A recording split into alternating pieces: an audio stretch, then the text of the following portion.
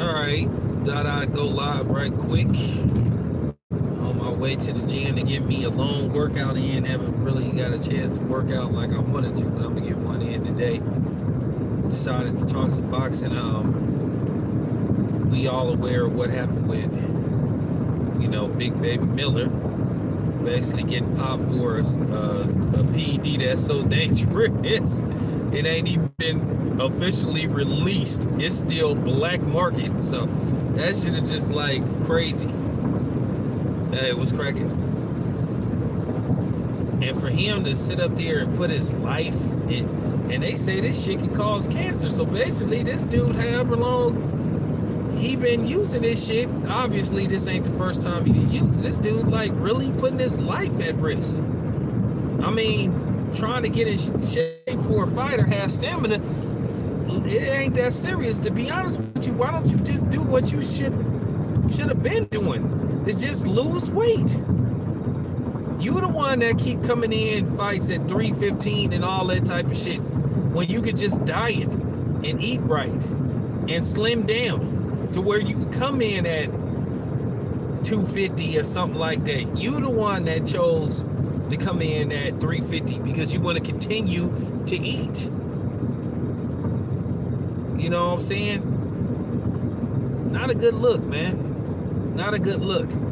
Now, the question is, will the commission let him go on with the fight? Probably not. What's up? Probably not.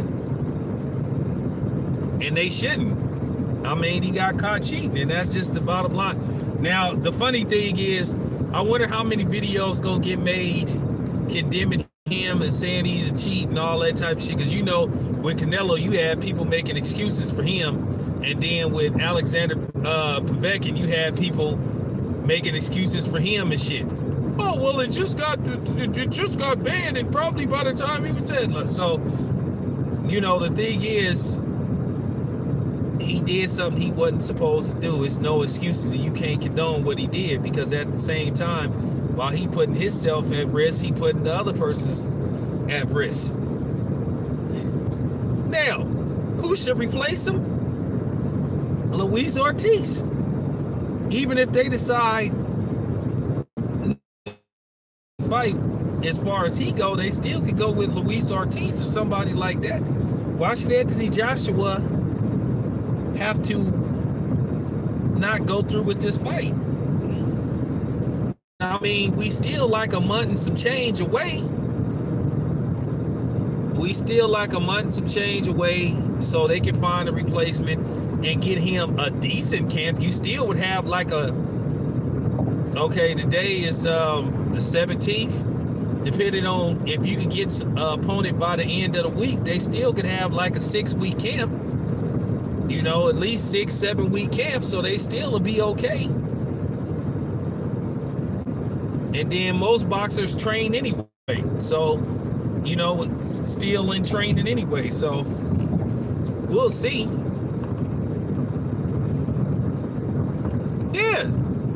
Yeah, 6 weeks not that bad. That's still a solid camp.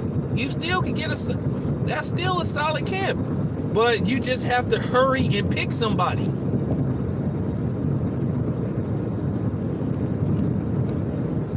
But I got a funny feeling Anthony Joshua is going to end up fighting, because DAZN has a date scheduled for that day. So they have to fulfill their options.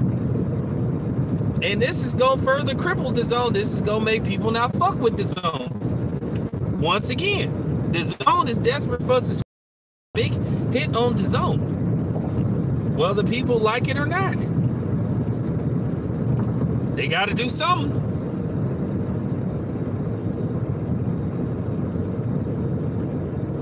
Oh man, I'm so tired of Triple G, man. This is just, to be honest with you, Triple G is appalling.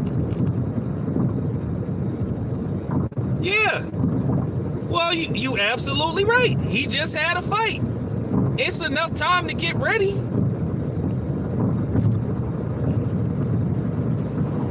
But Anthony Joshua is not gonna do that.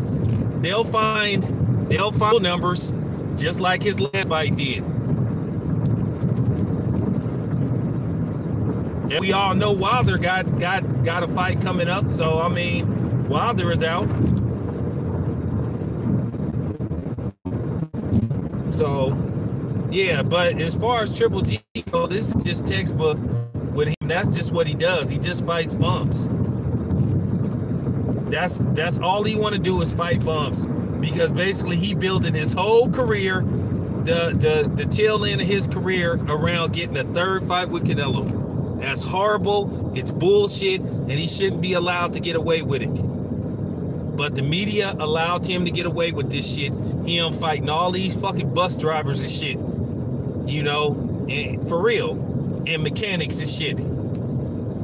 So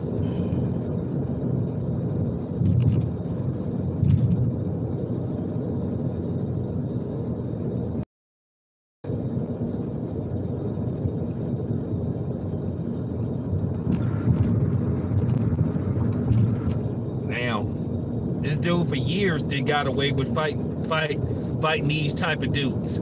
So, like, to me, this is just another day at the office.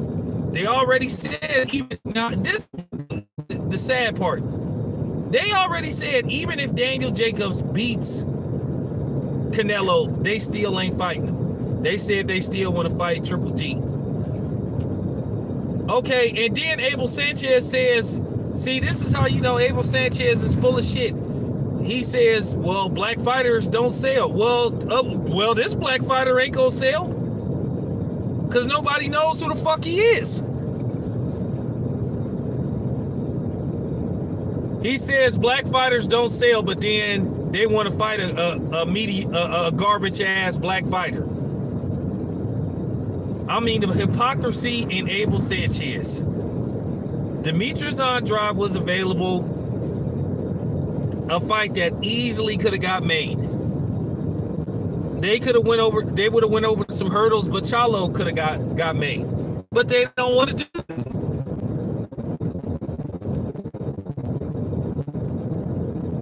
Well, that's his guy. I mean, look, hey, Dalton, if I was you, whether you a Canelo fan or a Daniel Jacobs fan, I wouldn't go team Daniel Jacobs, because I know what's going to happen. Even if it's a good, competitive, hard-fought fight, Daniel Jacobs ain't winning that goddamn fight. Unless he knock Canelo out or he drop him at least 3 times, he not winning that fucking fight. What part y'all don't understand? He's going to be down. He's going to be down already 4 rounds by the time the bell rings, and he has to catch up. This is fact. You just seen what happened with Jaime Munguia and Dennis Hogan. I saw that fight. I watched it in its entirety. Jaime Munguia got outboxed and he lost that fight clearly.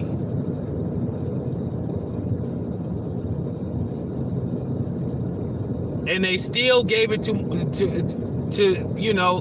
Jaime Munguia. And the dude, it was kind of funny.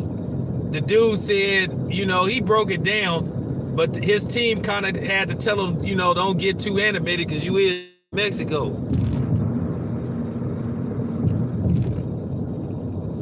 That's fine, Dalton. Hey, Dalton, I ain't got no problem with people from the UK. I don't have no problem. I've said on several occasions, you welcome to come to my platform. As long as you respectful. That's all I ask. As long as, we can have a debate without, you know what I'm saying? But Daniel Jacobs is not going to do it. He has to knock Canelo out. How many times did we saw this with Canelo? He is tied to too much controversy. From the shit with the mystery meat to his questionable decisions, against Austin Trout, against Lara, against Floyd Mayweather. He got beat like a drum by Floyd Mayweather. Like I said, you would be generous to say he won 1 round. He got beat from pillar to post by Floyd, and somehow, some way, one of them judges had it a motherfucking draw. That was the easiest fight to judge. because it was one-sided as hell. And somehow, some way, that shit still ended up a majority decision. Lara outboxed Canelo, clearly. Okay? Austin Trout outboxed Canelo. So, this is just Golden Boy's history. And then, like I said, after the Dennis Hogan fight with Jaime Munguia, Oscar had that stupid look on it. Like, man, you knew what was gonna happen, dude. You knew them judges was gonna have Jaime Munguia the winner no matter what, unless he got knocked out. And nobody even heard of Dennis Hogan until that fight. And I had never heard of Dennis Hogan until I was told about the shit. And I went and watched the fight. He outboxed Jaime Munguia. He outboxed circles around him towards the second half of the fight. I mean, you could that fight was clearly either 8-4 Hogan or 7-5 at best for Hogan. Jaime Munguia really struggled with dude's movement. He just had a hard time hitting the dude and landed something significant on the dude. But like I said, this is the shit that you go through when you dealing with Golden Boy. And this is why guys like Fred and other people say that no black fighter should sign with Golden Boy. Ever.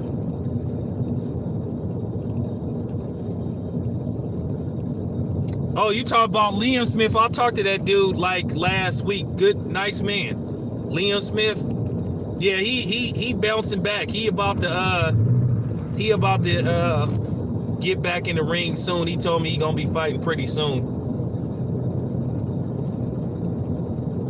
I think Liam Smith should get a rematch against Jaime Munguia.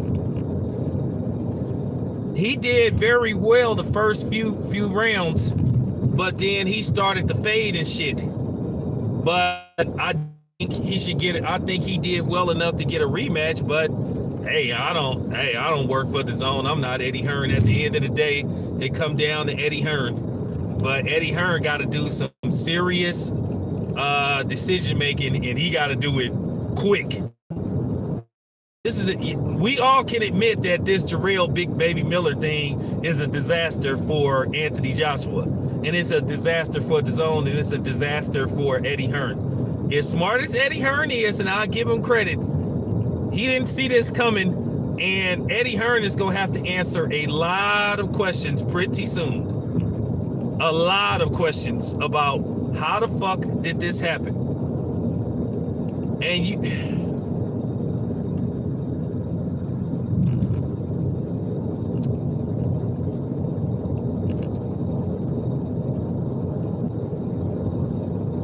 that's all I'm saying. Eddie Hearn gonna be answering some serious questions of what happened with Jarrell Miller.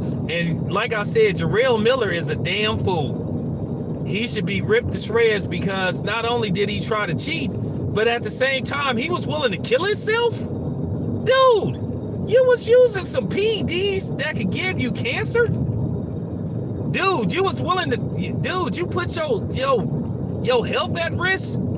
I mean, for real. They say this shit that he was on is like super dangerous.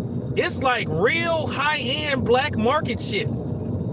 They say that the other people that got caught was some cyclists. One Russian and some people from Costa Rica. If somebody gave me some PEDs, if I was a boxer that said, well, you can take this shit, but it may kill you. Ha! Shit. I don't know about Lara, man. Lara ain't been looking too good these days, man. I'm gonna be completely honest with you, bro. That Jarrett Hurd fight took a lot out of him. Cause he took a savage beating to her in that fight. $1,000 a shot?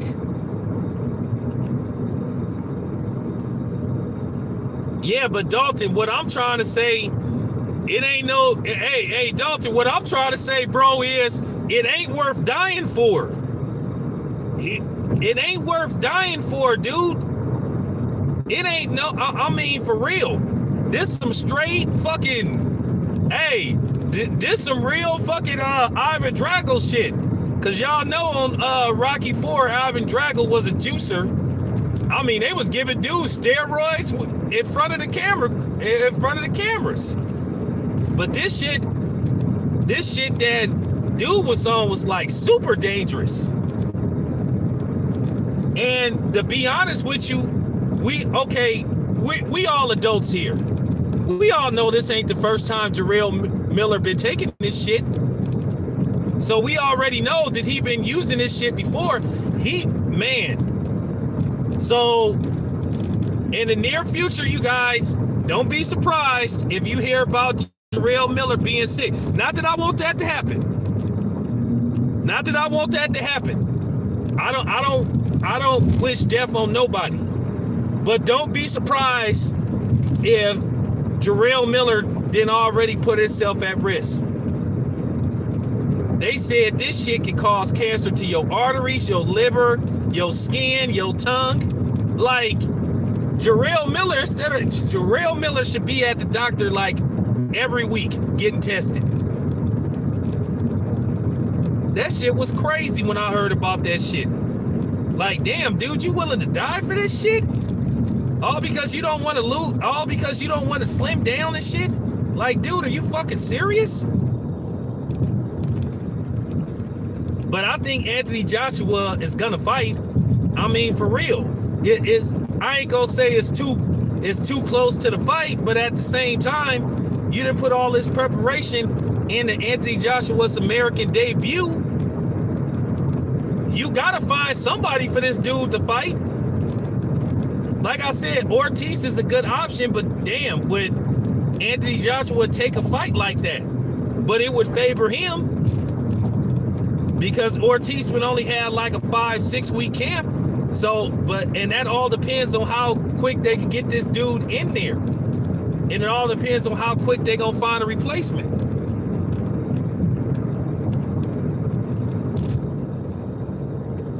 Hey, what's up, boy? What is up?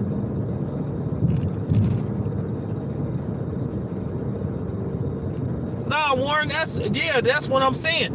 I don't think that I just don't think that they're gonna pick Ortiz. And I don't think Ortiz would take a short camp. I mean, whether we think Anthony Joshua is all that or not all that, you still want to at least respect the man enough to have a full 8-week camp.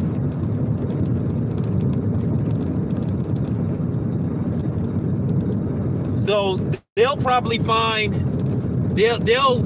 somebody to put in there with him. They'll probably find, I don't know, they may put Chris Arreola in there or somebody like that.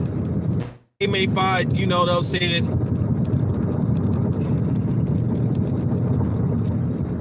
Oh, $3 million he will? Yeah, but you think Ortiz would take a short camp? I'll tell you somebody that's available. Now Dillian White's name could start popping up. But once again, you guys, would Dillian White take a 6 or 5 week camp? But they kind of need a big name because Dillian White don't have nobody to fight right now.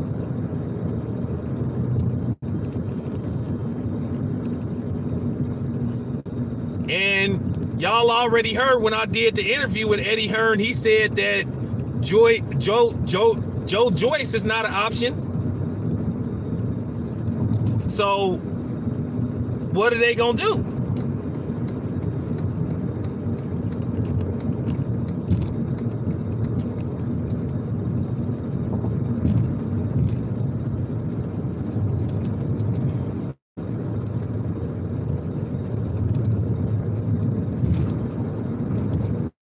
Oh, so Warren, you basically saying they gonna find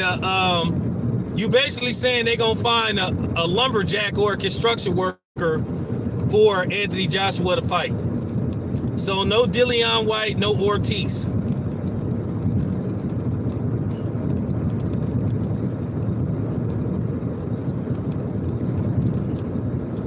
I mean, they might could get Chris Arreola up in there if he, depending if the price is right, as a replacement.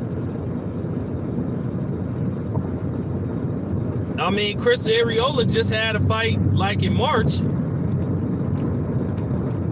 And I mean, as far as him getting in shape, shit, he's never in shape. So basically, you know what I'm saying? Why not? Because you think it's to yourself, okay, this is Anthony Joshua's American debut. They kind of want him to fight somebody noticeable. So, well, they could find a trucker for him to fight.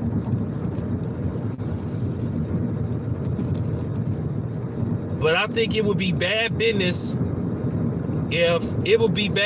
you guys, if Anthony Joshua don't fight on June the 1st. It just will be bad business, because then you stuck with, you know, if they don't have a fight date, then the following week you stuck with Triple G and his latest tomato can, his latest Uber driver. So unfortunately for the Zone, even if they find a replacement, they may be faced with Anthony Joshua and Triple G fighting truck drivers back to back. But as far as Triple G go, we already know that's routine for Triple G to fight a truck driver. You know, that it is obvious, because that's what they do anyway. That's what Abel Sanchez do anyway. He talk all that shit, but then, like I say, they go to the local mall, they go to fucking Foot Locker, they go to the taco truck, and they go to the truck stop looking for opponents for Triple G to fight, and then they say this dude was the mandatory. Well, like I said before, if that's the fucking case, like I said, if you want to waste $100,000 or a couple of $100,000, you might as well give that shit to me. I'd do it, but the thing is, I couldn't make that weight. I can't make no 160, not no 3 months. But they might as well fight, I mean, for real. They might as well just fight a YouTuber. They might as well fight one of these dudes that do YouTube videos, because Triple G is damn near very close to it.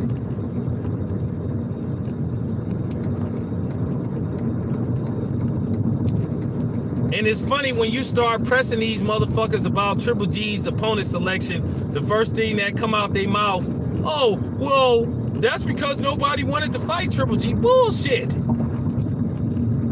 Ain't nobody buying that shit no more. That is whack.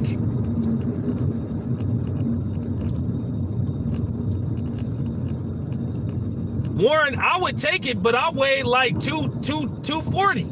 I can't get down to no fucking 160 in those 6 months. No, I mean, no, in 3 months. I would, hey, even if I tried, I would probably die. I would probably literally die trying to make that weight. It's just, it couldn't be done. Oh, you right about that. Triple G is, when I say Triple G is the ultimate fraud, like I said, you guys, 20 years from now, they're gonna have to just tell the truth about Triple G, that he was overrated and he wasn't that good, and that he didn't fight nobody. Somebody need to do him like how Mr. T did Rocky. You a paper champ. You ain't fought nobody. You ain't fought nobody. I am the #1 contender, which means I am the best. Somebody, man, for real, man, somebody need to go to Demetrius Andrade to say, look, dude, it's time you confront Triple G, bruh. Because you kind of like playing yourself too, man, because you ain't saying shit neither. So it's like, for real.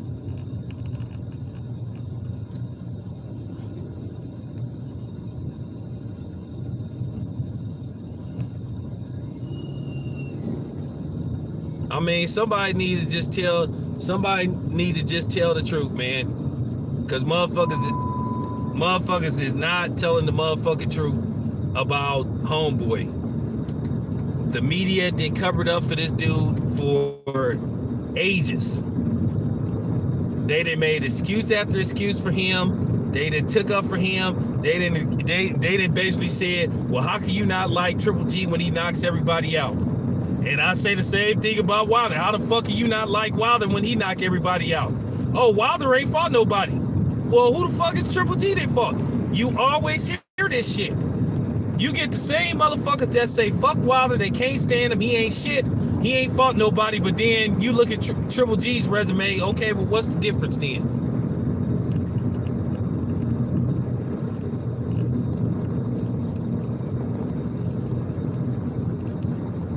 Like I keep saying, you look at guys like Demetrius Andrade. I don't want to talk about Demetrius Andrade, but sometimes you just scratch your head and you just wonder, like, what go through his mind. Like, he a DAZN fighter. He should be at the fight. He needs to, like, start pressing these dudes. He should be at Canelo. I hope he shows up at Canelo versus Jacob, and he challenges the winner. And the same thing with Triple G. Go scout Triple G and be like, hey, man, what's up?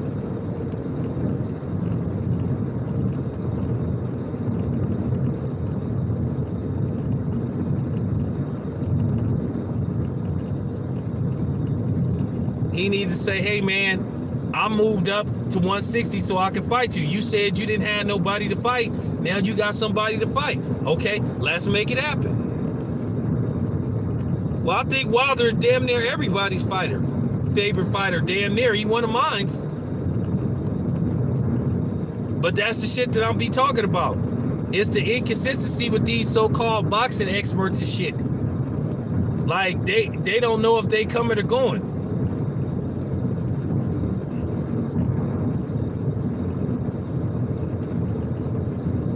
I mean, if you go, you got to show some consistency. This is the dude that they've been throwing in our face ever since 2012. Who was supposed to be a fucking killing machine, but then he won't kill shit. I don't know who Steve Rose is. That's what I'm saying. I never even heard of the dude. That's what I'm saying. And none of these, and don't listen to none of these fucking idiots that's gonna try to look up his resume and shit. That's gonna go to BoxRec and please do not even try it and try to justify this bullshit fight, because nobody knew who the fuck he was until they started bringing up his name. Just like nobody knew who the fuck Dennis Hogan was.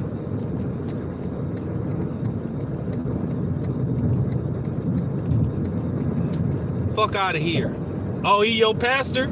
Well, it figures. Why am I not surprised? What surprised me probably is.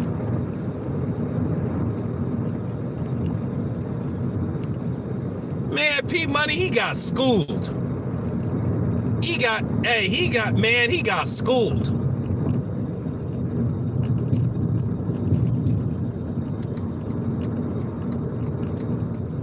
Man, Triple G don't know. Nah, he only wanted to go down to 154 if he could get a fight with 50-0.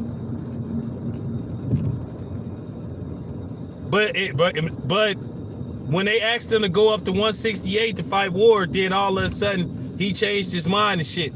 But he was the one that said he would go up to 168 and fight Ward. Ward wasn't checking for him. And then his pussy ass said that shit. And I remember he said that shit when Ward was out.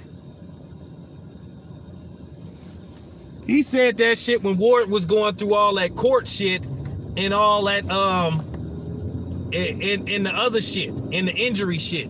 Then as soon as Dre came back, then here we go. Then all of a sudden now he don't want to fight him. He talked about it too much. Like I said, this is an ongoing pattern with this dude. No, nobody don't want to fight me. Nobody don't want to fight me.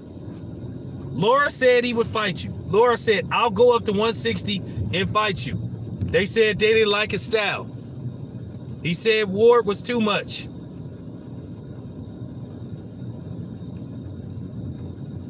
Wasn't interested when James DeGale was at his peak, when James DeGale was making noise. Didn't want none of James DeGale.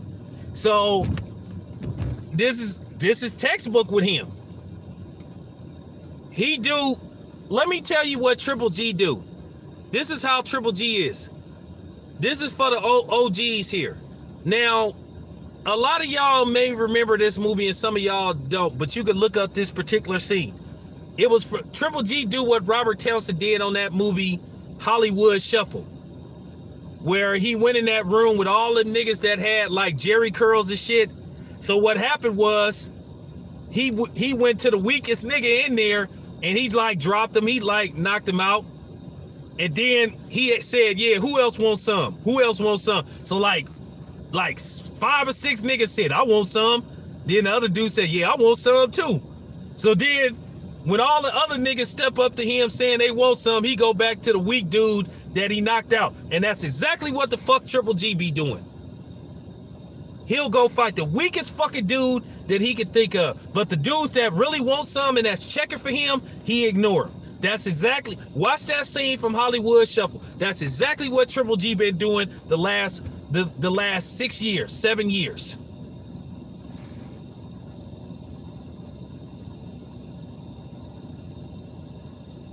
Motherfucker wouldn't fight Derbyachenko. That's what I'm saying. And I'm gonna talk about that, and I'm gonna talk about that shit. I'm gonna talk about that in a minute too. Eddie, you remember Hollywood Shuffle? Where Robert Townsend knocked out that weak ass nigga. So did he say, yeah, who else wants some? Who else wants some? All them niggas said, yeah, I want some. Then he went right back to the, he ignored them other niggas. He said, oh, you want some more? You want some more? That's exactly, I'm telling you, that's exactly what Triple G do.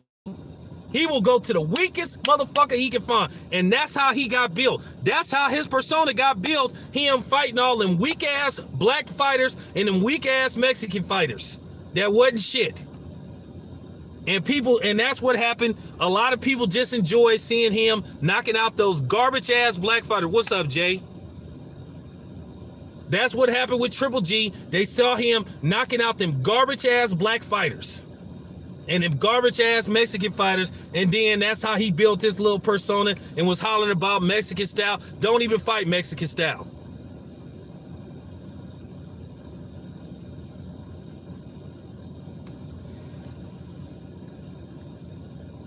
Hold on, you guys. I'll be right back.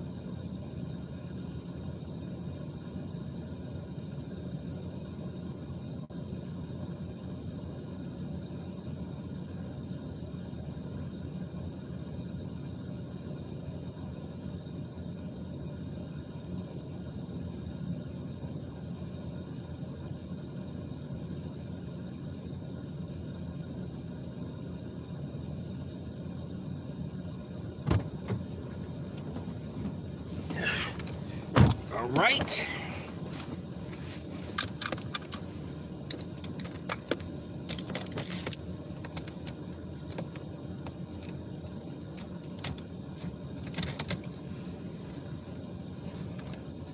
All right, back at it. Now, like I said, man,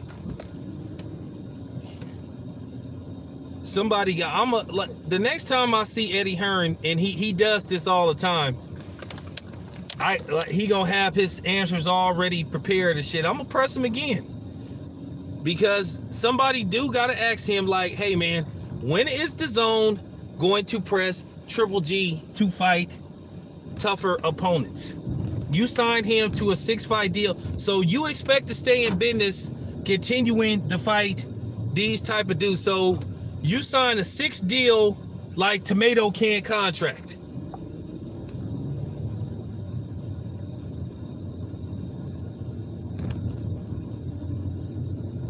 If Triple G, no, for real,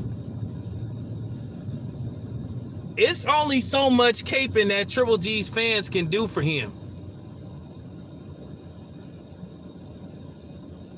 See, they can't get out of this. It's only so much caping that Triple G's fans can do for him, you know, because they ain't gonna be able to keep explaining and trying to talk their way out of him continuing to fight these dudes. They exposed themselves with the Martin Rosa fight. You had people, well, we already know who it was.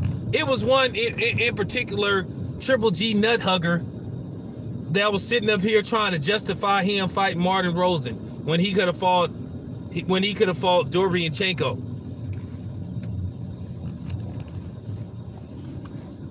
I mean, for real, he gave up that particular belt so he wouldn't have to fight Derevyanchenko. So like I said, once again, it just shows you what type of dude that Triple G is, or should I say triple fraud. That shows you what this clown is all about. Big paydays, safe fights. Because like I said, if he wanted to be undisputed, he would have stayed, he would have fought everybody.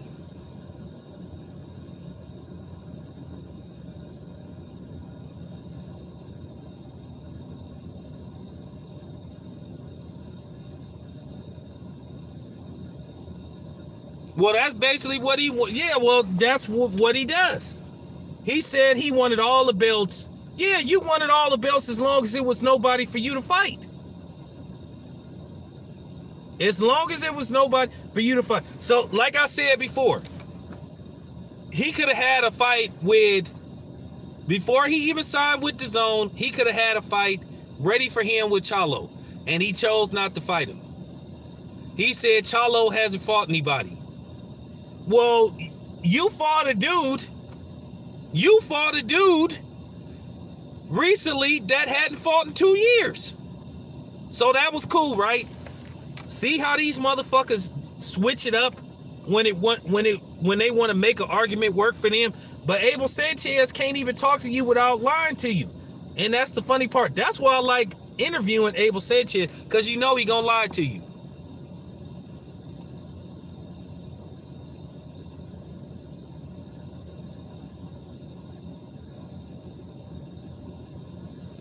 Oh yeah, we all remember this. Oh, nobody goes to distance with Triple G. Oh, nobody. He's knocking out anybody. Nobody going to. Okay. So like I said, you should have wanted all the smoke then. You should have wanted all the smoke. When Demetrius Andrade went up to 160, you should have said he next. When Derevyanchenko was calling your name, you should have said bring him on. When Charlo went up, you should have said bring him. But then his fans will say, oh, Triple G will knock him out. Well, why won't he fight him then? Why won't he fight him? Whether that fight is on pay-per-view or whether it's on regular TV, people gonna watch that shit. If Fox could get, man, for real.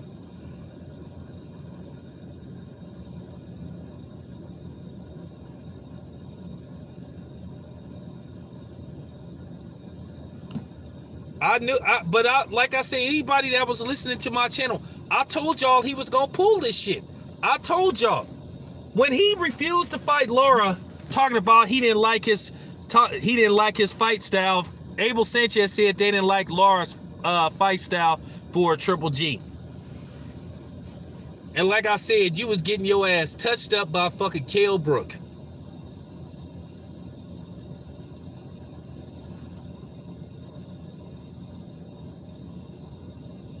Hey, what's up?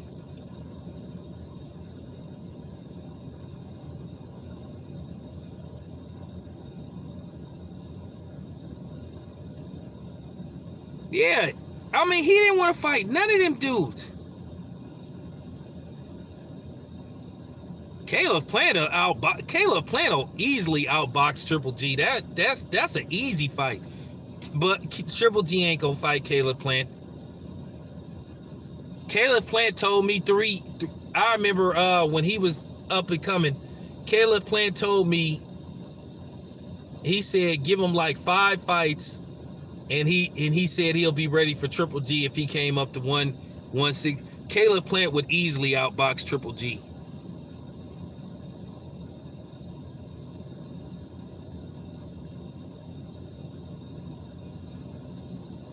Shit, that's Miller's fault. That's his fat ass, you know, that's his fat ass White Castle eating ass fault. Like I said, nobody told it. I mean, for real, nigga, all people, hey man, we the ones that kept asking, hey man, why don't you just come in shape for a fight? Stop coming in at 315. Nobody told it, hey, nobody told his hot pastrami on rye eating ass to like keep coming in. He did that shit. Are we supposed to feel sorry for this dude? I mean, for real, I don't feel sorry for this dude. Everybody kept saying, hey man, take this fighting shit seriously, man. Come into shape.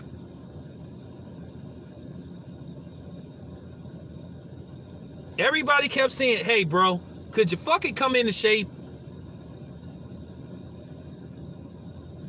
But nah, he the one that wanted to come in at 315. Dude, you 6'4".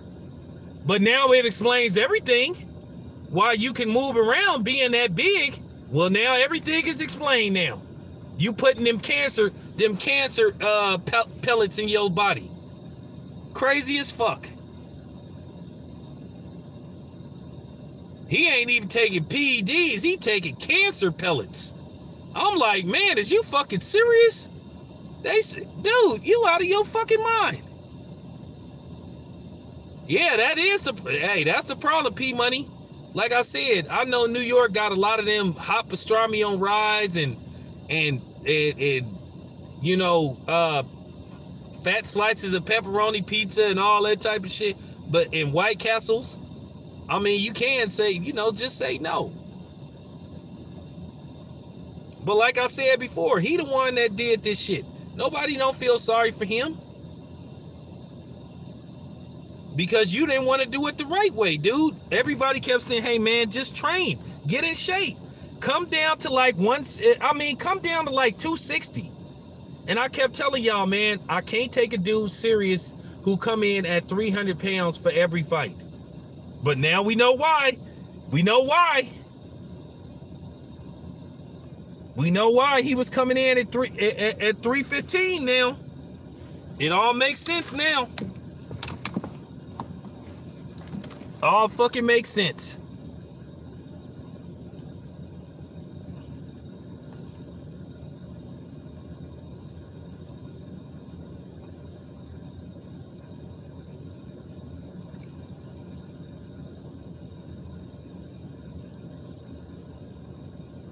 Yeah, Wilder hinted that shit. Don't you remember Wilder put out a video on his social media account? He said, I know exactly who using, he said, I ain't saying no names, but he said, I know exactly who on PEDs. He said he could have outed them then. Who do I think, what fighter got the best stable? Shit, that's a good question. Shit, these fighters so spread it out now, shit. That's a good question. At one time, you could have said it was, you could have said Virgil Hunter, but now you kind of got these fighters, they all spread it out. The so-called questionable pound-for-pound fighter got his dad. Terrence Crawford got Bomac. Bomac don't got no standout fighters except for, you know, Terrence Bud Crawford. That's pretty much all you need. Damn, what's that other guy's name? Andre Rozier got a solid stable. Derek James got some nice people. Ronnie Shields, I guess you could say, if you wanted, if worst came to worst, I guess you could say Ronnie Shields got a nice stable. You know, as you could say, Ronnie Shields.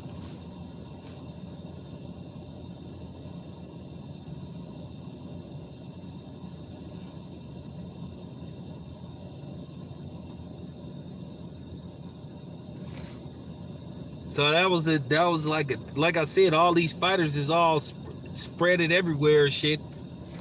And then I don't know whether to say, I don't know whether to fully credit Floyd Sr. and shit, because I know he worked with Tabiti, he worked with Haney, he worked with some other people. So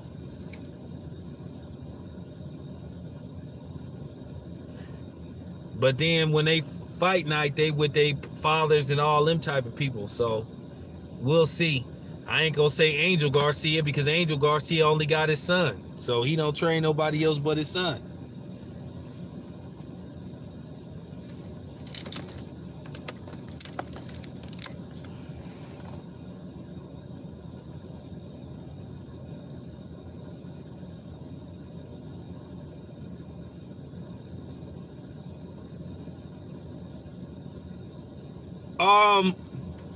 They haven't said it's officially off, but more than likely the powers that be is gonna probably pull the plug on that fight. I mean, he blatantly got caught from what they're saying. I don't see how they could let him go through with that fight. I think it's obvious that they're gonna make them find somebody else for AJ to fight. I just can't see them going through with that fight. More than likely, they're going to pull the plug on it. But I do think Anthony Joshua will fight on June the 1st. He has to. He has to. Because if he don't, he in deep trouble.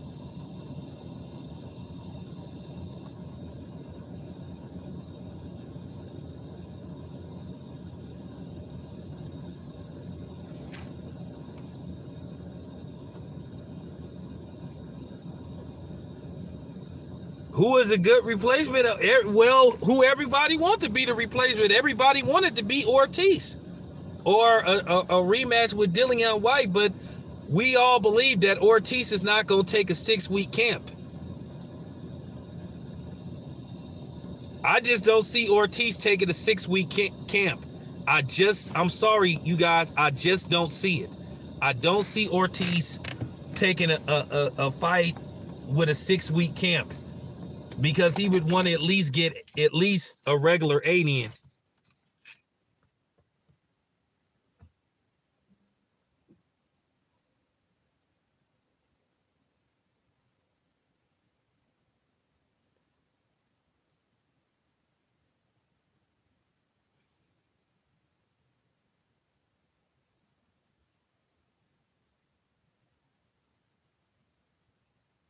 Nah, I can't. Nah, I don't remember that dude.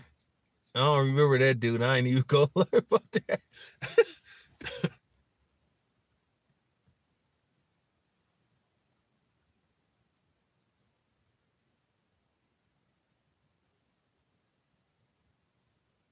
No. Yeah, I don't. Hey, the funny part about it is they not go. See, let me tell you why they not gonna put Deontay Wilder in. Because it's, once again, it's on short notice. They want a fight between Deontay Wilder and Anthony Joshua. They want serious promotion. I could guarantee you Deontay Wilder is not gonna pull out of that fight with Brazil.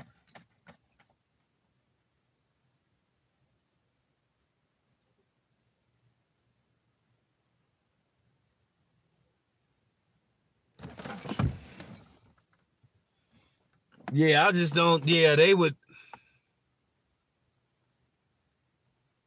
Yeah, so you could just cancel that. Wilder's not going to be no replacement for Miller. That's going to be a fight that you guys all know that's going to be heavily promoted.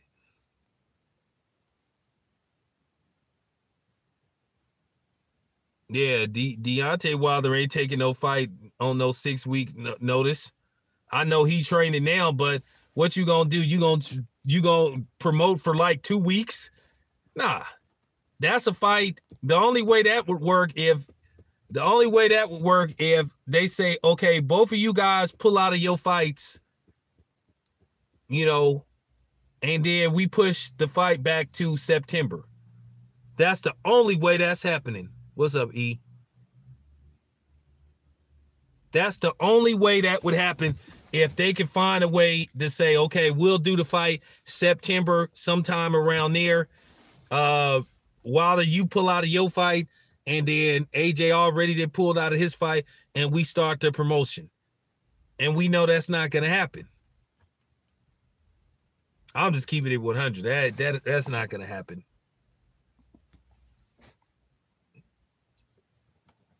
And Wilder ain't nobody's replacement fight. He ain't finna be no second fiddle to no Big Baby Miller. But I would be surprised. I know how Eddie Hearn thinks, so I'm finna get you guys prepared. Don't be surprised if Eddie Hearn tries to, name drop Wilder.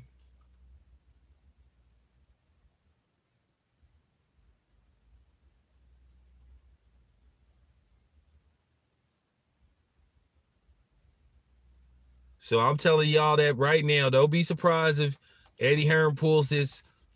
Maybe we should try to make the Wilder fight and all that type of shit.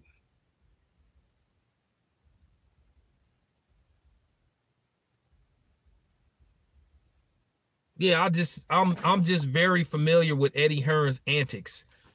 I didn't talk to the dude far too many times, and we didn't see how he moved.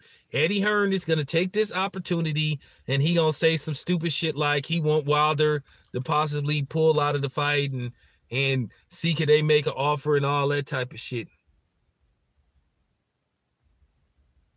Oh, of course Eddie Hearn finna do some clout chasing. That's what he does.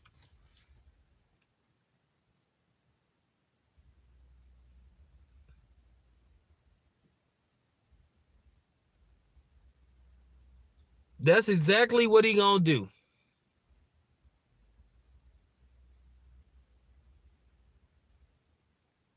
I would have to see, and I would have to see how the heavyweight rankings is going. You can look it up right now if you got a computer and look it up and see who's available. Like I said, the only one I could see like being available that would take the fight is Chris Arreola.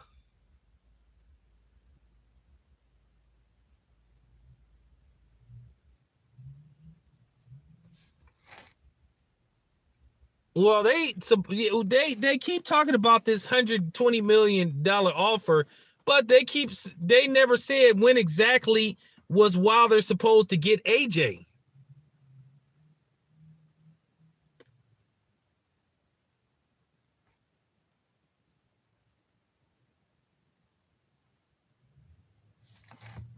It was a lot of fine print in that damn so-called contract they offered Wilder.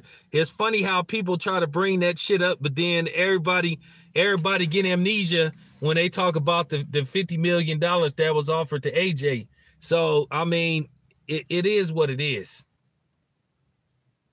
And Eddie Hearn, as you can see, he admitted the truth. See, my thing is with Eddie Hearn, I wasn't finna sit up there and argue with him. The idea with Eddie Hearn is to get him comfortable.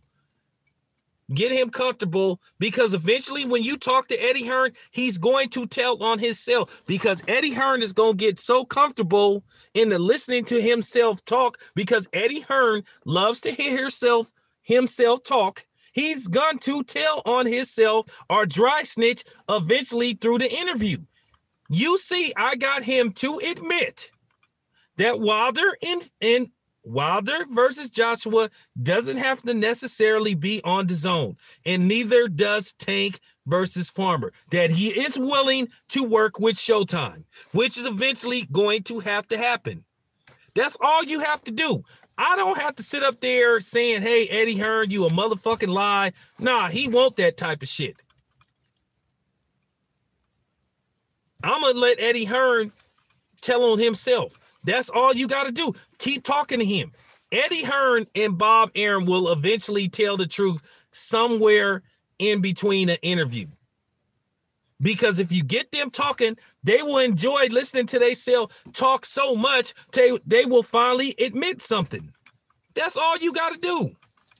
Now, it is some motherfuckers you just want to get at. Fuck the professionalism. You want to take it to the streets. Or you want to go street on them. Eddie Hearn, Bob Arum, nah, you don't want to do those type of interviews. You don't want to be like, hey, Eddie, you fucking lie. Nah, let Eddie Hearn tell on himself. He always does. When has Eddie Hearn not ever told on himself in an interview or changed his story? He does it all the time. That's all you got to do. So that's why I was laughing when those fucking morons was coming on my channels saying Eddie Hearn schooled you. Schooled me about what? Fuck you talking about? The fuck you talking about, man?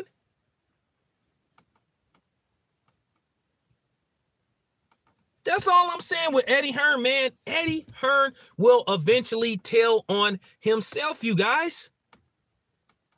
How many fucking interviews have you seen where you get guys to just tell on themselves? It's certain dudes you want to press, and it's like Abel Sanchez. The next time I see that motherfucker, I'm going to press him. I'm going to press him hard. I'm going to press him hard. I'm going to run his ass off again like I did last year. I'm going to run his ass off.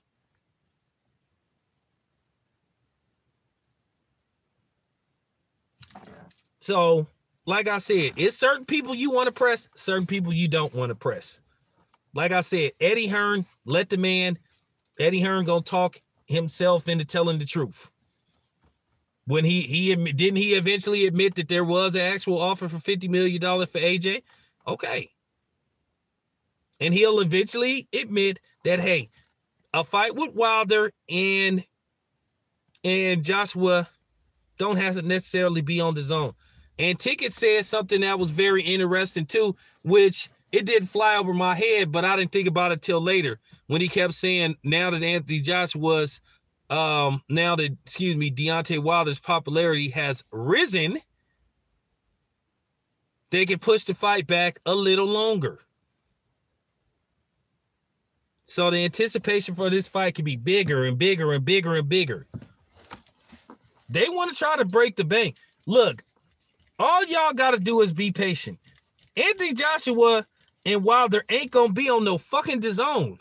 Oh, thanks, man. Oh, Sack to the Bay. Right on, man. Yeah, I love Sack. Appreciate that. Now, like I said, be patient, you guys. Be patient. Anthony Joshua and Wilder ain't going to be on no fucking app. Wilder ain't going to let, I'm telling you, Eddie Hearn is going to succumb to Showtime. Eventually, he going to call Steven Espinosa and he going to say, I'm ready to make the fight. He's not going to have a choice. That fight is going to be on regular pay-per-view where it belongs.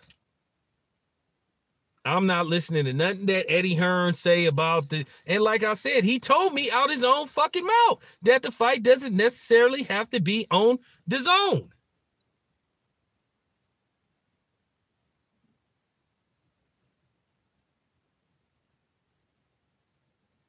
I know it's going to be a pay-per-view fight. You ain't got to worry about that. I've been telling these morons for the longest that fight is going to be on Showtime pay-per-view. Or even Fox, if Fox step in. It's going to come down to who going to put up the most money.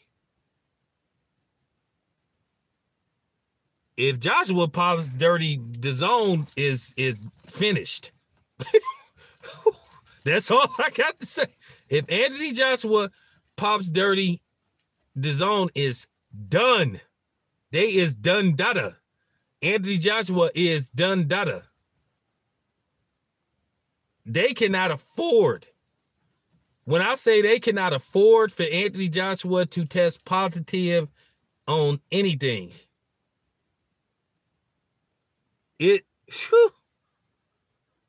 I say DAZN is done, I mean DAZN is done. They gon' man.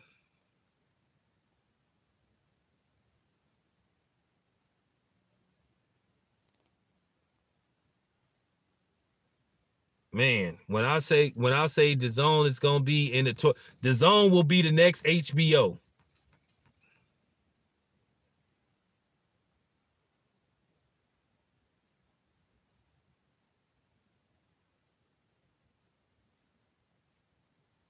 Well, as long as certain providers don't pop dirty shit. Yeah, Eddie Hearn already know that Al Heyman could put, man, look. Okay. The reason why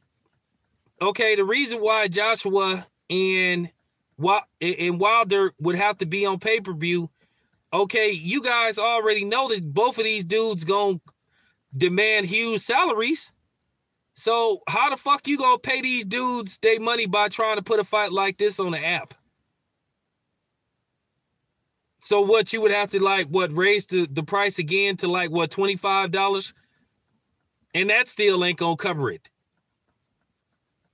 You gonna need even if you raise the DAZN price for that particular fight for let's just say quote unquote $25, you still gonna need at least 5 million people to buy that fight to possibly turn the profit.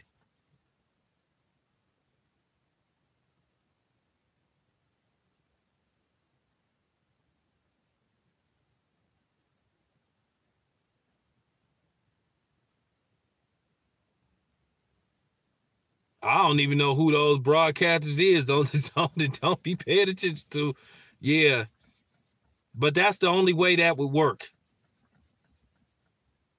You would have to say it, because you sure ain't gonna make no money selling that fight for no fucking $19.99, and you get 2 million people to buy that fight. You need you need at least 5 people. You need at least 5 million people to buy that fight. And that might not even be enough.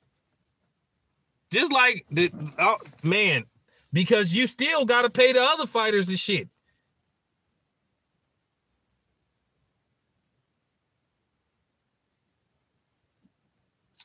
Like I said, you will have to do some astronomical numbers. That's why I was laughing when Oscar said that Floyd Canelo 2 would do 1.5.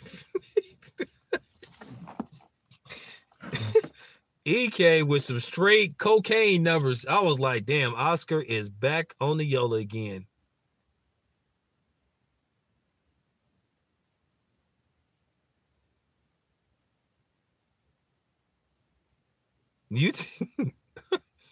Yeah, we'll talk about that in a minute.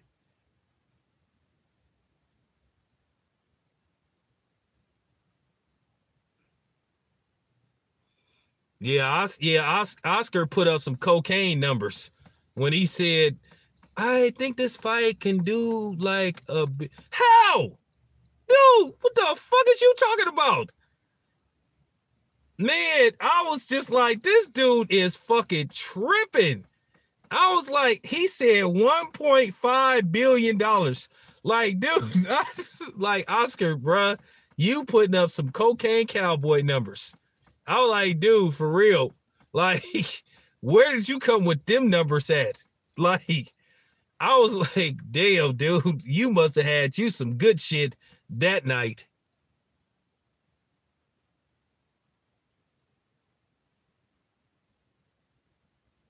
Yeah, you just and like I said, you just answered my question, Brett. How the fuck you gonna sell? How you gonna sell Wilder Joshua on an app if pay-per-view ain't what it used to be. And then you trying to pay these dudes both $40-50 million a piece. So how the fuck you gonna sell a app fight for like $19.99? That shit is like for real. Trust me, you guys, the fight gonna be on Showtime pay-per-view. I just think Eddie Hearn is gonna push this fight back again. He gonna push it back to 2020, like Anthony Joshua wanted. And if we do get this fight later on this year, it's gonna be in December, pretty much close to January. It really comes down to what's gonna happen next month with Wilder, and then what happens with AJ if they put a certain replacement fighter in there for him. We will find out very shortly what's going on.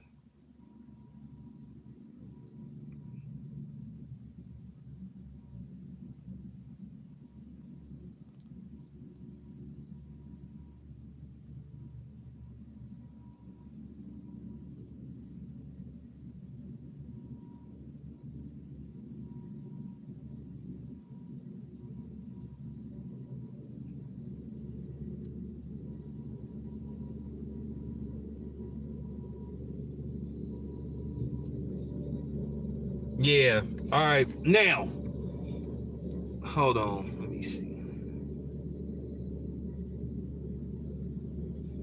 I know one thing, Pratt, I gotta be careful what I say because I don't know who gonna be listening to shit.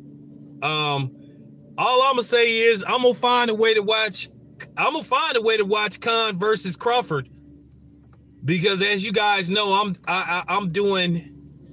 I'm doing Granados versus Garcia, so I got to do a back-to-back to LA. I wanted to do Khan versus I could have got Khan versus Crawford. Top Rank was going hook me up, but like I told them people, I don't fly. I'm not jumping on nobody's fucking airplane. So I basically just said, okay, I'll do the PBC fight.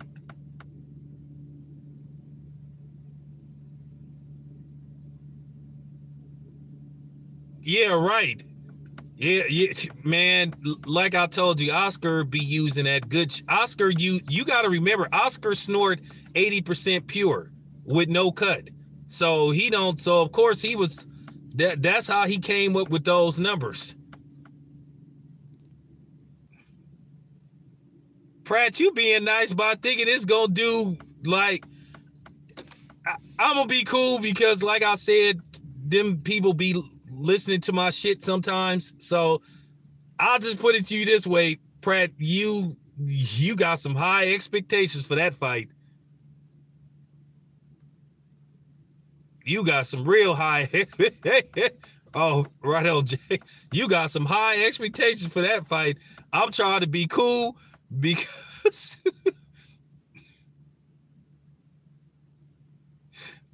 you got some real high expectations. You said 300,000. You got some man. You believe, man.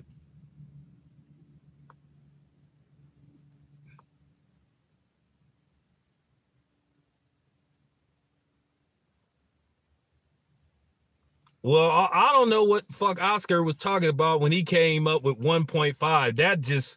That shit sounded absurd. Yeah, that'll in that ballpark. Yeah, you in that ballpark. The numbers that you just put up, PJ, you are, because the numbers Pratt came up with, he being generous. Look, I just need somebody to explain something to me. You have arguably the best fighter on the planet. Why are you not putting any money into why are you not putting any money into promotion for this dude, man?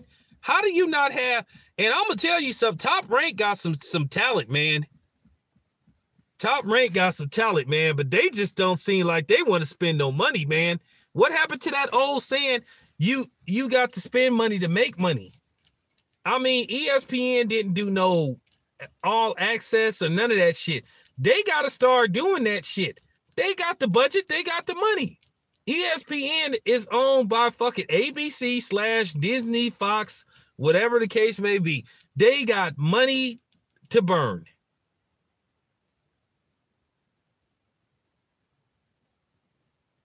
Yes, they do, Mike.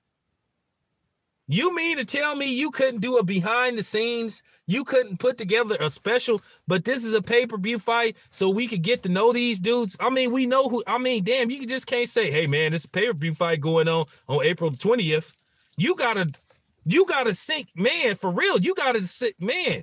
You gotta put your feet all in the water, man. You gotta man, for real. You gotta be all in. And they just don't seem to be all in. Like I said, you got to spend some money, man, to make, man, you mean to tell me you didn't want to put like $2 million into promoting this fight to do all access and all you, and then you got ESPN. You got 3 different forms of ESPN. You got ESPN. No, wait a minute. You got 4. You got ESPN regular, you got ESPN2, you got ESPN Deportes, you got ESPN News. You could have it. Bob Arum got to understand, man, this ain't like this. This is 2019, man. This is not 2009. This isn't 1989, man. You got to put money, man, into these, you know what I'm saying? Yeah, ESPN Plus. So that's 5.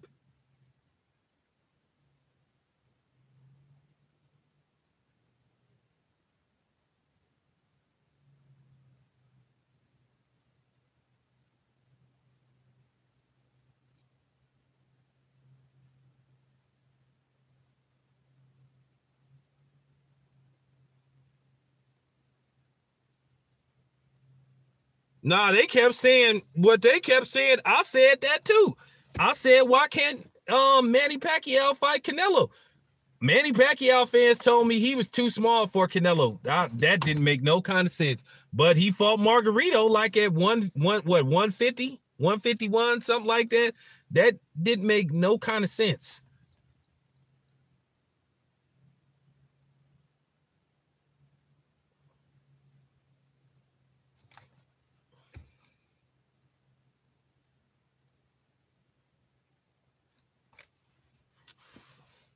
I've been asking that question. Motherfucking Manny Pacquiao fans get mad at, oh man, that's stupid. That's stupid. That don't make no kind of sense. Well, you fought Margarito at a catch weight. But see, they already, man, look. Look, we already know what's up with them.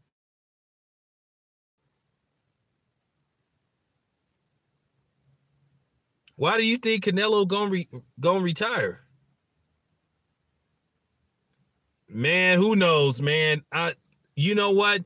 I didn't even want to give Floyd no publicity by saying he had to make an announcement, because you just never know what Floyd gonna say. He may say some shit like he may announce that he's fighting a big fight. Then he may say, shit, I'm opening up a Starbucks. So, I mean, I wasn't finna get caught up in Floyd mania again.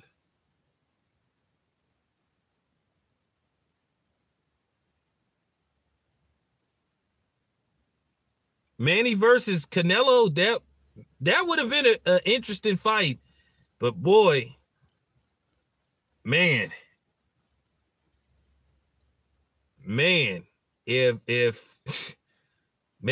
Manny get caught, but Styles make fights, so that would have been a very interesting fight.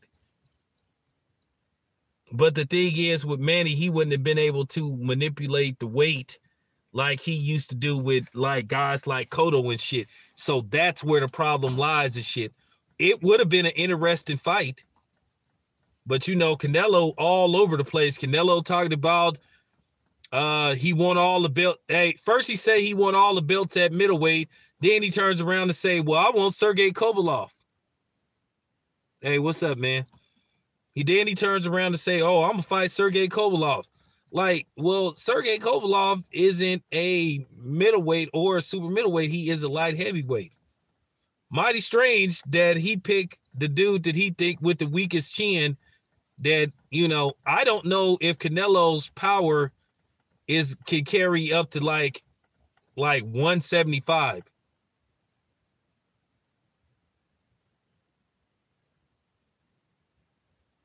Yeah, no, I wasn't giving Floyd, I wasn't giving him no publicity. I'm not falling for that shit again. Now, when he have the official announcement, you guys, then I'll talk about it. I'm not finna sit up here and say he gonna announce something, and then, like I say, he tell us some weak ass shit. Like, for real, he fighting another exhibition match, or, you know, he gonna do another stint with the WWE.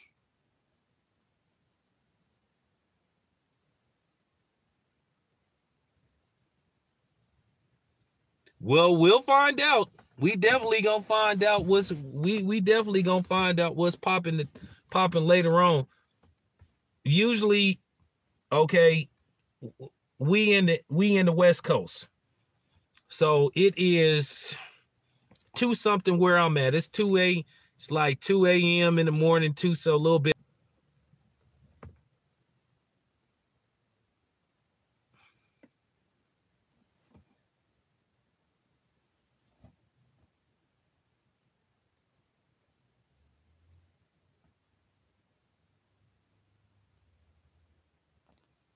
Well, we finna find out. Well, if Floyd and Manny Pacquiao tour is gonna be announced, then, well, so be it. So be it. But I've been hearing Keith Thurman's name ringing a lot. But we about to find out in a few hours, because like I said, it's 2 a.m. now. Oh, in an exhibition match? Oh, that would be hilarious. Oh, we're basically, and see, that's the thing. Keep in mind, Manny Pacquiao supposed to have an exhibition match coming up like, what, next month or something?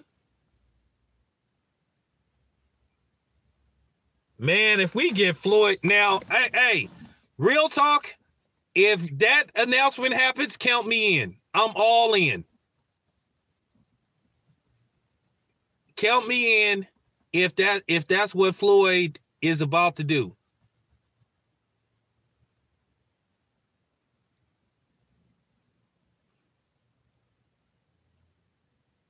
But boy, I'm gonna tell y'all right now, we getting our hopes too high. But if Floyd goes that route, Floyd gonna be stole the limelight pretty much from everybody. And Floyd will once again made it about him.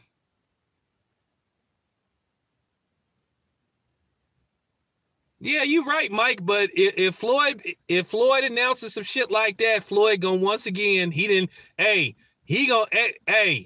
everybody gonna be like, shit, that's all we gonna be ended up talking about.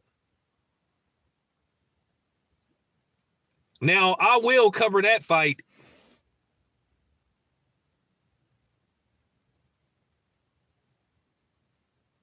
I'll take it. But I know Floyd, he not gonna do nothing like that. Not at 42. I'm gonna tell you right now, if Floyd come out of retirement again and he beat Keith Thurman soundly, then hey, all I'm gonna say is about, look, whether we like Floyd or not, we just gotta, his place in boxing and legacy is gonna be further secured. I mean, it's secure now, but if he come out of retirement at 42 and beat a 30-year-old Keith Thurman, man, and beat him soundly, we got to give him all the props in the world. But I don't think, they are. But I just don't think he gonna do that. Even though Keith Thurman looked very beatable in his last fight, that's still a dangerous fight for Floyd because one punch could change it all. Oh, George Foreman versus Michael Moore. You know, that's funny, bro. Every time I think about that fight, because I remember when I saw it, that was like very shocking. It's certain fights that just stick with you and you just never forget it. I never forgot Meldrick Taylor, Julio Cesar Chavez won. That fight gonna forever stay in my mind because of how it ended. That's the most controversial fight probably in boxing history, one of them, the way it ended. And Mike Tyson versus Buster Douglas, and Michael Moore versus George Foreman. Mike Tyson versus Buster Douglas. I had such a hard time getting over that fight. I had such a hard time getting over Mike Tyson versus Buster Douglas. I was like really disturbed because at the time, Mike Tyson was just like the shit. We didn't think that's why they called him Iron Mike Tyson. And Meldrick Taylor versus Julio Cesar Chavez won. That was just like that fight fucked me up. I'm still fucked up about that fight. And that fight was damn near 30 years ago. Because when you see it when it first happened, you just can't believe it.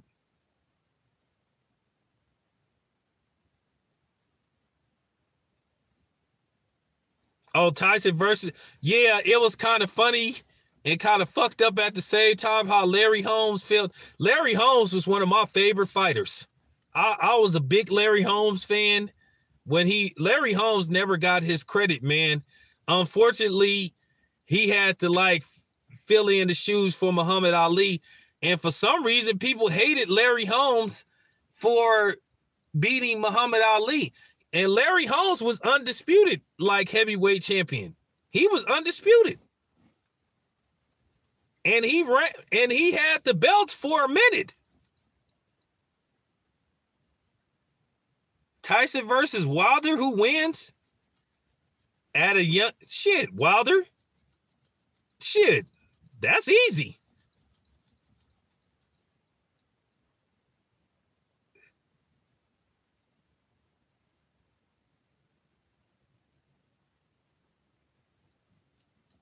The funniest, I ain't gonna say the funniest fight. This is what made me respect Larry Holmes, is his first fight with Ernie Shavers.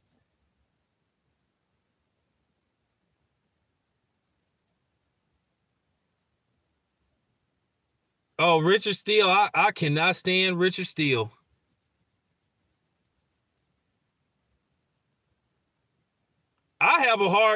Eric, I really have a hard time dealing with, I cannot watch that fight. I hate watching that fight, even when I see footage, because it, like I said, I saw it when it first happened. Hey, what's up, Dinar? I saw it, Eric, when it first happened. I was watching the fight with my brother and my stepdad, and we was all watching that fight, and we was like, shit, man, Julio Chavez got his ass whooped. He got schooled. Meldrick Taylor thoroughly dominated the fight. And then it happened. It happened. Richard Steele should have gave Meldrick Taylor the benefit of the doubt. It was less than 3 seconds to go. It was less than 3 seconds to go. He should have let Meldrick Taylor. But like what happened was Lou Duba panicked. He got up and started talking to Meldrick Taylor, which he should have let Meldrick Taylor just, he should have just like let Meldrick Taylor got up, and Richard Steele kept talking to him, and he was looking at Lou Duba. And then Richard Steele called a halt to the fight. What's up, Ronald? And he called, Meldrick Taylor was fine. That was a knockdown from being tired. He was fine. He had threw over 1,000 punches in that fight.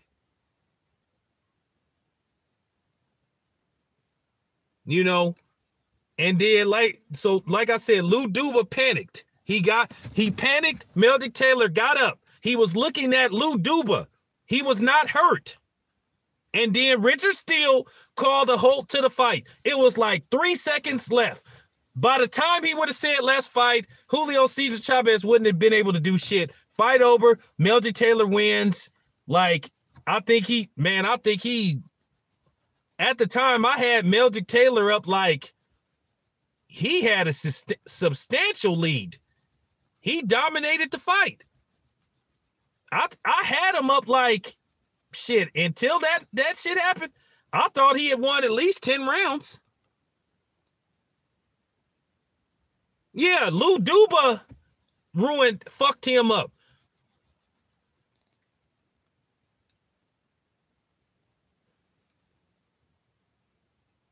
Taylor was way ahead on the cards. Nothing could save Julio Cesar Chavez. I had that fight. I had him winning at least 10 rounds.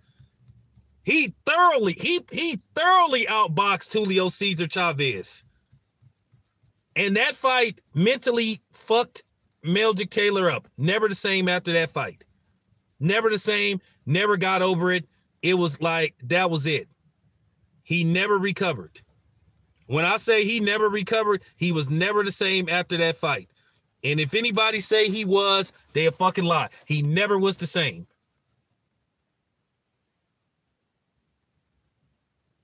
Hell yeah, Taylor was spanked. Man, he was spanked. Man, he gave Julio Cesar Chavez a boxing lesson.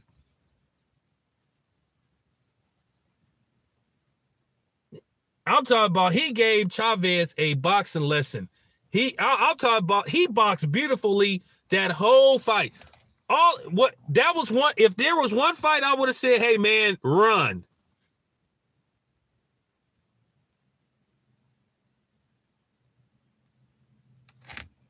Yeah, that's coming up later. I should see Adrian Broner. I should see Adrian Broner this weekend. He'll probably be in Los Angeles.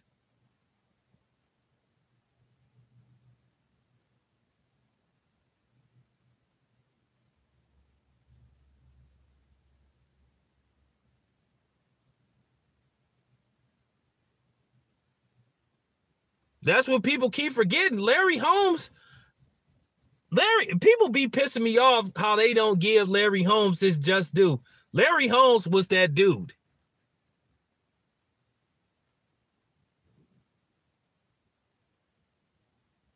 Larry Holmes was that dude. The Michael Spinks fight where he lost his first professional bout, it had a lot of, funny shit to it. Yeah, and I can't even stand George Foreman, man. I do not like that dude.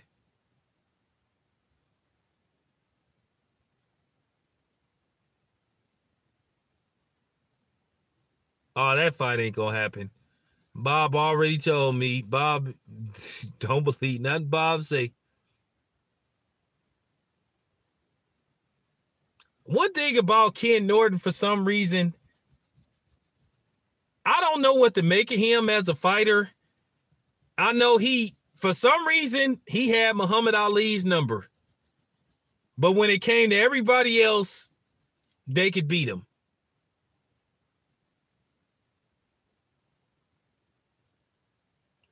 Ken Norton was just a dude. I just don't know what it was with him. He just was a dude that I know he a former champion and all that type of shit, but he one of them dudes, I kind of didn't think that much of him. Oh yeah, we'll see. That fight ain't gonna happen. Don't listen to Bob. Bob ain't gonna make that fight. Like he told me, he's not gonna make that fight. Mark my words.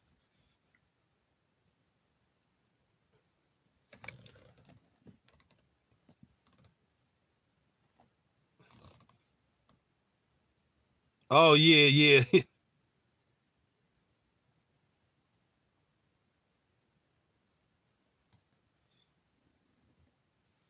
Yeah, well, Evander Holyfield, he fought two dinosaurs. He fought Larry Holmes and he fought George Foreman.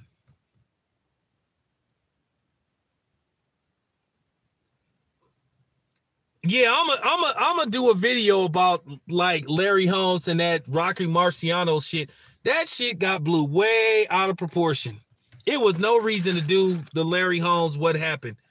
And well, that's kind of like that's kind of like the Elvis Eminem shit. At the time, you couldn't say nothing about Rocky Marciano.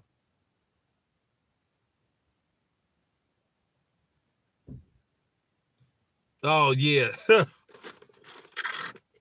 I'm gonna watch that fight.